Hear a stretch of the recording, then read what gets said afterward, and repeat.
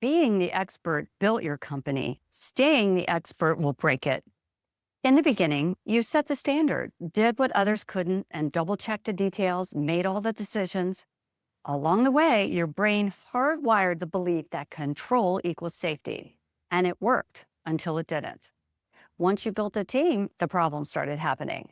You start pushing others the same way you push yourself, expecting them to work all the time, believing they should know what to do, then cleaning up after their mistakes because it's faster to do it yourself, thinking you'd be further along if they just cared more. This is when it's time to evolve your self-concept. You're no longer the expert, you're the leader. And as leaders, this can be painful. After all, it feels great to be the expert and in complete control. The problem is it doesn't scale. Start questioning the hidden belief that control creates safety. In reality, it just creates a company that's dependent on you.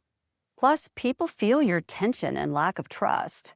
The good ones leave, and the rest disengage and expect you to fix things. The solution isn't anarchy. It's relocating control from you to systems, processes, and a leadership team. Instead of you as the expert, you become the architect of the conditions where excellence emerges. Safety is no longer coming from your personal control, but it comes from the way that you lead. Excellence becomes a system, not a mood or a person. Leadership is coaching the thinking, not the keystrokes. And it requires breaking the habit of trying to prove your worth by preventing mistakes at all costs. Most of us as owners are hypersensitive to mistakes by our team because we think it makes us look bad. The problem is people are going to make mistakes, and thinking that they won't is unrealistic. When your self-worth is no longer tied to the outcomes, mistakes just become data. They show you where the systems, the processes, or the roles need upgrading. Years ago in my first business, a client called me about a big mistake my team made on their huge project.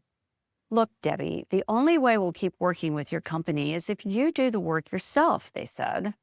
I couldn't personally do all the work for this client and still write the proposals, review the estimates, manage the team, give presentations, and productize our services. But I craved approval from clients, and my identity was completely enmeshed with my business. I required success in the business as validation of my self-worth. If this client canceled the contract, it would be proof that something was wrong with me and that I wasn't good enough. That's how I saw it. I agreed to finish the project myself, but it was a bad business decision. I spent 6 months enmeshed in a complicated project which left me exhausted. It felt like I had a job, and the worst kind of job, because I couldn't quit. Plus, the team learned I would always rescue them.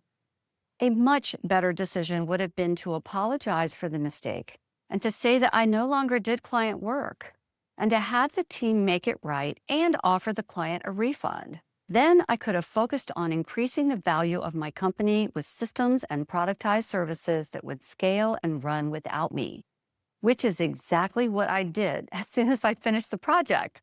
I just could have done it 6 months sooner. The lesson: base your decisions on what grows your business, not what you think will make people like you. The way to break the habit of over-control is to change what you control. Instead of trying to control all the variables, control yourself by raising awareness of how your inner world creates your outer results. Become the observer in the moment and see your thinking, feeling, action patterns that want to run on autopilot. All it requires is that you increase your awareness so that you pause long enough to break the cycle. You notice the feeling in your body when not good enough flares up, the story in your head that says, if I don't step in, it won't be right, and the impulse to grab the wheel. And you breathe through it. You allow the discomfort. This pause is not passivity, it is leadership. It creates a gap between the feeling and the action that you usually take. And in that gap, different options are available to you. Time seems to slow down and your field of attention widens, giving you access to more information. cause and effect come into focus, and you're able to consciously choose. So redefine success as great results happening without you so that you grow without sacrificing your sanity and your health, and you make your business more valuable along the way.